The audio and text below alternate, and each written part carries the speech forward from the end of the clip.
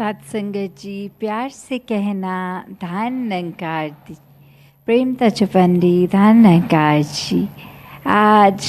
यहाँ हैदराबाद के समागम पे, जहाँ सिर्फ तेलंगाना और आंध्रा के ही नहीं बल्कि और भी जगहों से, देश विदेश से महापुरुष पहुँचे हैं,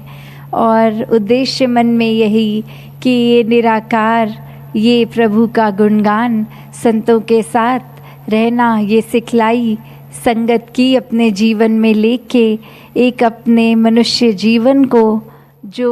एक जीवन मिला है उसका असली उद्देश्य इस परम पिता परमात्मा की प्राप्ति, कि ये जीते जी ही आत्मा को इस परमात्मा से मिलाना है, आत्मा की भटकन खत्म करनी है और वो ब्रह्म ज्ञान द्वारा निराकार के दर्शन करके जीवन में वो सारी मानवीय गुण, एक रूहानियत से भरे हुए एक मानवीय जीवन को जीना है। तो कैसे अपने जीवन में हर कोई जहाँ एक मानवीय गुणों से जीता चला जाए, वहीं एक आध्यात्मिक पहलू जो कि आज संगत में भी जैसे सुना कि जब इस परमात्मा से जुड़ गए तो जीवन में ये रोशनी आ गई, ये रूहान हो गया, और ये रूहानियत के साथ फिर इंसानियत खुद ब खुद एक जीवन में आ ही गई। तो कैसे अपने जीवन को जीते जी, जहाँ सभी ये मानवीय गुणों से तो जी रहे हैं, वहीं साथ में एक बात वही जो आज भी शिक्षा मिली कि कैसे सारे संसार के लोग भी एक हैं, ये हर एक में ही परमात्मा है और हर एक का चाहे पहनावा, खाना, बोली, भाषा अलग है, फिर भी एक सारे संसार के जो धर्म सिखाते हैं वो ये प्यार ही सिखाते हैं। और सबसे पहले कि ये सच्चाई को जान लो, ताकि फिर एक जीवन जहाँ जीना बहुत ही सरल हो जाता है स्थिर के साथ जुड़ के, वहीं एक फिर जीवन के बाद भी वो आनंद ही मिलना है।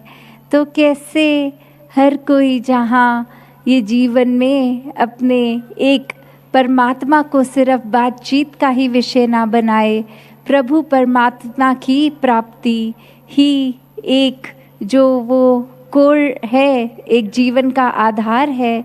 कि धर्म ग्रंथ हर कोई पढ़े मुबारक है,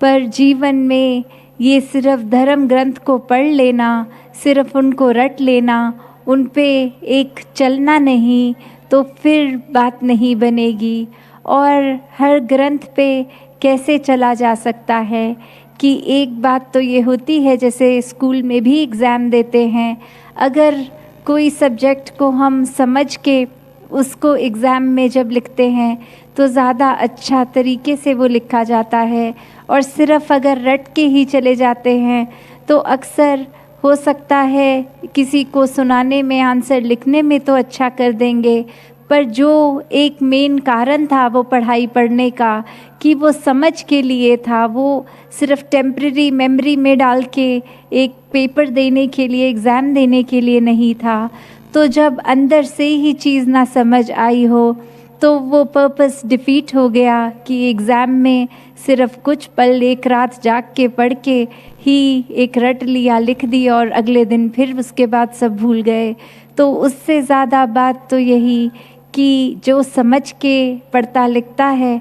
तो बात वही कि ये रटना पढ़ना सब मुबारक है, पर समझ सबसे पहले ज़रूरी है। ये परमात्मा को देखे बिना कोई भी कार्य अगर किया जाए तो वो अंधकार ही है। इस परमात्मा की रोशनी में रहकर जब कुछ भी किया जाए तो वो भक्ति है। इसके प्रेम में रहकर एक प्रेमा भक्ति भरा जीवन जिया जा सकता है। ये एक दुनिया में आने का जो बात है वो यही कि जब संसार में प्यार की बात है तो वहाँ साथ ही एक अहंकार की बात, और कैसे एक अहंकार वाले व्यक्ति और वर्सेस जो इस निराकार के आश्रय हर पल जी रहा है, तो वो बात वही आती है कि हर कोई चाहे किसी को जानता हो ना जानता हो, वो ज़्यादा समय अपना उसी के साथ व्यतीत करना चाहेगा जो अपनी वाहवाही ना कर रहा हो। वो इंसान जो एक हर एक को ही प्राथमिकता दे रहा हो, हर एक के साथ ही मीठा बोलता हो, एक खुद को ही संसार में सबसे सयाना, सबसे इंटेलिजेंट ना समझता हो। तो एक कहानी भी दासी को याद आ रही है कि एक म्यूज़िक टीचर पे 2 स्टूडेंट्स गए और एक से जब टीचर ने पूछा कि आप कितना म्यूज़िक जानते हैं, और उत्तर मिला कि कभी मैंने कोई भी वाजा यंत्र नहीं छुआ जीवन में, ना कोई संगीत के प्रति कभी भी कोई दिलचस्पी भी थी, वो बस अभी आई तो सोचा सीख लें। और वहीं दूसरा स्टूडेंट आंसर दे रहा कि मैं ऑलमोस्ट प्रोफेशनल ही हूँ। तो आगे वो टीचर जो बिल्कुल ही एक प्रोफेशनल जो नहीं था, बिल्कुल कभी उसने म्यूज़िक को एक सीखा ही नहीं था, उसको तो कहा आप आ जाओ कल से और आपके लिए फ़ीस नहीं है। और दूसरे व्यक्ति को कहा एक बहुत बड़ी अमाउंट बता के कि यह आपकी फ़ीस है, कल से आ जाओ। और अब वो दोनों ही एक दूसरे से देखकर ये हैरान हो रहे हैं, और जो इतना म्यूज़िक जानता था वो आगे से कह रहा कि मैं तो काफ़ी जानता हूँ, फिर भी गुरुजी ने ऐसा ज़्यादा क्यों फ़ीस लगाई। तो आगे से वो गुरुजी सुन के ये बात कहते हैं कि ये जो नहीं जानता उसको तो सिर्फ सिखाना ही है, उसको तो सिर्फ सही चीज़ बतानी ही है, और वो सिखलाई अपने आप पकड़ लेगा। जहाँ आप इतना कुछ जानते हैं उसको एक बार अनलर्न करना पड़ेगा, ताकि फिर एक नए तौर पे, एक नए तरीके से चीज़ों को सीखो आप। तो उस इंसान पे तो काम ज़्यादा नहीं लगेगा, इसलिए उसकी मैं फ़ीस भी नहीं ले रहा, और आपके ऊपर काम ज़्यादा करना पड़ेगा कि पहले जो इतना कुछ लर्न है उसको अनलर्न करके फिर रीलर्न करना है। तो वही बात इंसानों की भी कि अक्सर कुछ कहीं से सुन के बात एक उसी को सच्चाई मान लेते हैं, और फिर एक ये भाव मन में आ जाता है कि हमसे ज़्यादा तो किसी को कुछ पता ही नहीं, हमसे ज़्यादा तो धर्म ग्रंथ किसी ने पढ़े ही नहीं। और वही बात कि फिर वो जब भक्त श्रेणी में हो तो फिर चाहे वो पढ़ा लिखा हो चाहे अनपढ़ हो, बात वही कि ये सच्चाई से अगर रूबरू हो गए हैं तो फिर एक ये जीवन रूहानी हो गया है। फिर एक जो प्रेम इस परमात्मा के प्रति, वो मोहताज नहीं रहता कि कोई कौन सी उम्र का है, पढ़ा लिखा है, विद्वान है या नहीं है।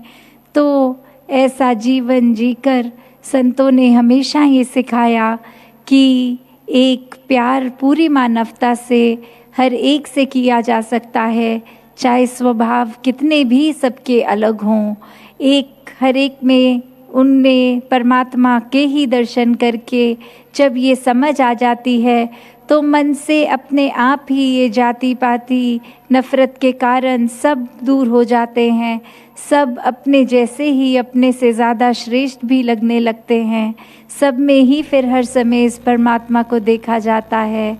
कैसे ये जो बात आती है कि संसार में जीवन में आए हो तो पूरी दुनिया ये अपने काम काज, ये रिस्पॉन्सिबिलिटी निभानी तो है, पर इसमें इतना नहीं उलझ जाना कि इस परमात्मा के लिए ही समय ना रहे। इस परमात्मा को भूल कर काम में जितना, एक चाहे वो गृहस्थी जीवन हो, चाहे वो अपने कोई ऑफिस वगैरह के काम हो, पढ़ाई लिखाई हो, वो फिर एक माया का रूप लेके नुकसानदायी बन जाती है। जैसे ये शहर का नाम भी सिकंदराबाद, और राजा सिकंदर सबको ही वो कहानी पता है जीवन की। इतना कुछ उसने हासिल भी किया, सब कुछ हासिल करके हासिल कुछ भी नहीं। मैंने देखा है कई सिकंदर खाली हाथ जाते हुए, कि कैसे जीवन में हर कुछ प्राप्त करने का लालच, एक इतना महत्व आकांक्षा इतनी बढ़ा के कि ये परमात्मा ने जो दिया उसको ठीक से जिया नहीं, उसको तो उसको अप्रिशिएट नहीं इतना किया, उसमें इतनी अपनी जो शुक्राना भाव था वो तो नहीं किया, पर जो कुछ नहीं है उसके पीछे ये दौड़ लगा ली कि इसको प्राप्त करना है। तो भाव वही, जिस तरह हर कोई ये संत समझाते हैं कि ये जो पल है उसको पूरी तरह जीने वाली बात, कि आगे का जीवन पीछे का जीवन इसकी ना आने वाले की टेंशन लेनी है, कुछ आगे चिंता करनी है, और ना ही जो बीत गया इतना सुंदर उसके ऊपर आज को कंपेयर करते रहना है कि पहले हमारी ज़िंदगी बहुत आसान थी, अब तो बहुत दिक्कत है, तकलीफ़ है। तो बात वही कि पुरानी चीज़ों को सोच के हम अभी अपना प्रेजेंट को गवा देते हैं। जो कुछ जीवन में आया नहीं है उसके बारे में कल्पना करके, सपने लेकर एक आगे की चिंता में, उसके ड्रीम्स बनाने में फिर इतने व्यस्त कि अभी जो हाथ में पल हैं वो गवा दिए जाते हैं। तो संत तो यही समझाते हैं कि इसी पल में, हर पल में अपने इस प्रभु को शामिल करो, इसके ही ध्यान में रहो। पहले इसकी प्राप्ति, फिर इससे प्यार हो जाएगा जब, तो फिर हर पल एक ठहराव के साथ जिया जाता है। फिर वो कामनेस, पीस, एक स्टेबिलिटी की बात, स्थिरता जब आ जाती है, मन में शांति, तो बात वही कि ये बेचैनी जीवन से चली जाती है। और ये बेचैनी इस वजह से जाती है कि ये परमात्मा का ही दिया जीवन है,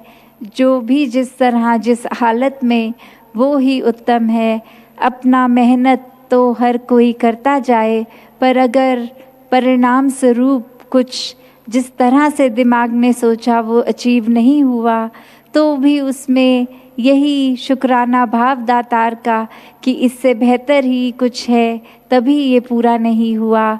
तो संत हर हाल में इस प्रभु का शुक्राना करते हैं कि सिर्फ कोई कंडीशंस भी नहीं लगाते कि अगर कुछ परमात्मा ने हमारे मुताबिक किया तो ही इसका शुक्राना होगा, वरना तो सिर्फ कंप्लेंट्स ही कंप्लेंट्स रहेंगी जीवन में। तो बात वही कि हर पल का शुक्राना ये करते जाते हैं संत, हर एक के जीवन में प्रभु शामिल हो, ये इस तरह का जीवन होता है भक्तों का। अपनी तरफ से सेवा भाव मन में रख के पूरे संसार के लिए बिना किसी भेदभाव एक तत्परस्त रहते हैं संत,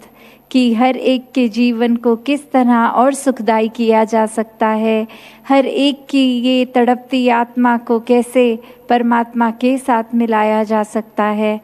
तो संत तो यही शुरू से, चाहे कोई भी एक हम कल्चर से बिलोंग करते हैं तो संतों को एक उनकी बोली को देख लें, किसी ने भजन रूप, किसी ने कविता रूप, किसी भाषा में भी किया, तो मुख्य संदेश हर एक का यही रहा कि इस परमात्मा से जो जुड़ गए उन्होंने तो जीते जी अपने जीवन को मुबारकबाद जीवन बना दिया, और जो इसको देख नहीं सके, इसकी भक्ति नहीं कर सके, इसके रंग में नहीं रंग पाए, उनका जीवन आया और गया, पर वो एक काम का जीवन नहीं रहा। तो कैसे जीते जी हर कोई जो इस जीवन को जी रहा है, ये मौका है अभी कि अपने जीवन का उद्देश्य प्राप्त करके इस निराकार को जान लें, इसको मन में बसा के अंग संग हर समय देखकर फिर इस कादर की बनाई कुदरत में भी हर जगह ये नज़र आएगा। और ये जैसे जैसे सेवा सिमरन सत्संग मन करता है उतना ही और ये रंग भी पक्का होता रहता है। फिर संतों की वाणी पे अपने जीवन के हर पहलू को ये भक्त उतार देता है कि हर तरह से शिक्षा मिल रही है जीवन को सही तरह जीने की, और उसी तरह जीवन जीते जाएं। मन में ये भेदभाव नहीं, सेवा भाव